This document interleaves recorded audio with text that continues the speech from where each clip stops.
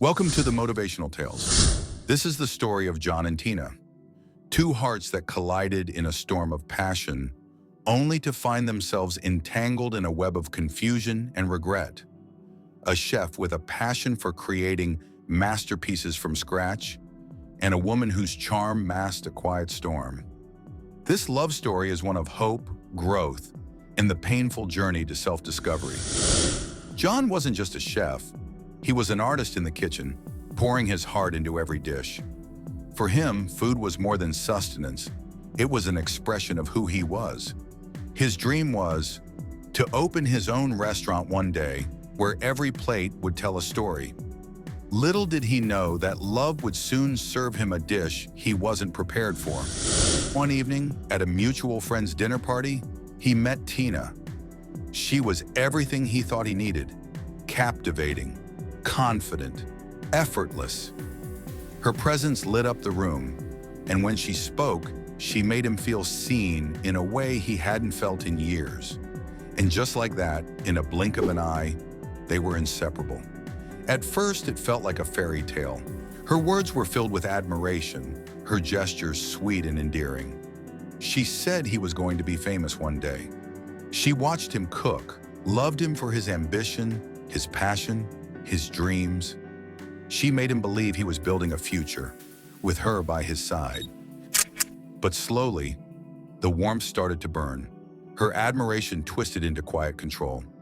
She began saying things like, "Do you really need to work this late every night? Can't you just take one weekend off for me? Are you really that close with your female coworkers?"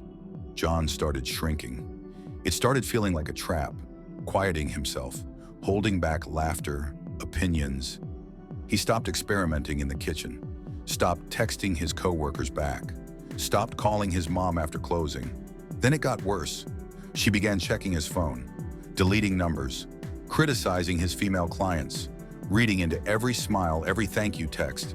She'd say, "Why didn't you tell me? Who is she?" And when he tried to explain, she'd cry and say, "I just love you so much. I'm scared to lose you.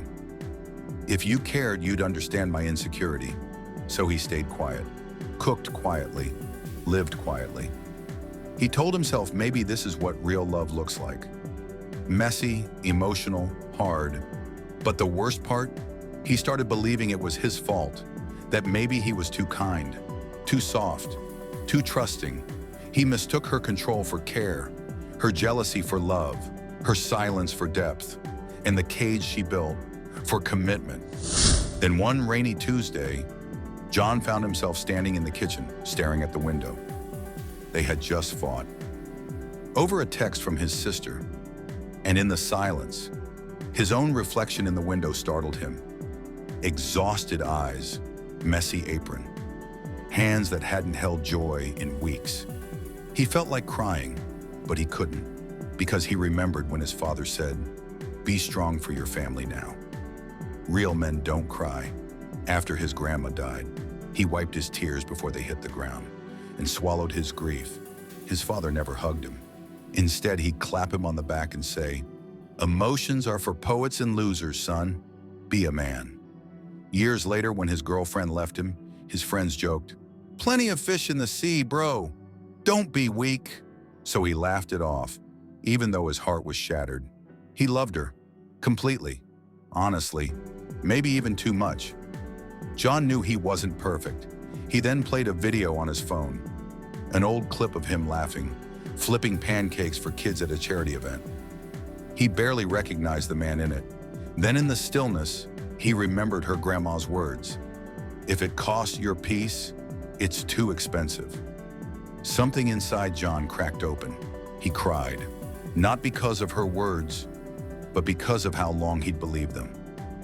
"Love shouldn't be a battlefield," he whispered. He packed a bag, left a note, and walked out, not just of her apartment, but of the version of himself that kept choosing silence over self-respect. Months later, his restaurant opened. It was small, warm, and smelled like home. And for the first time in a long time, he cooked with joy.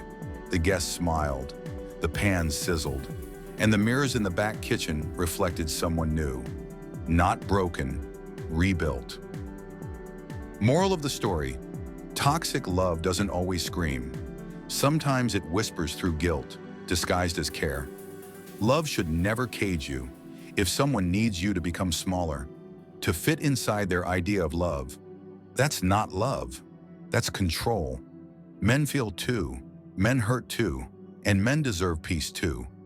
Real love doesn't dim your passion, it celebrates it. It doesn't punish your softness, it protects it. Love should feel like wings, not chains. If someone needs to shrink you to love you, it's not love at all. Choose yourself. Friends, if you found this message helpful, please like, share, and subscribe to our channel for more amazing content. We appreciate your support. Stay blessed, stay happy.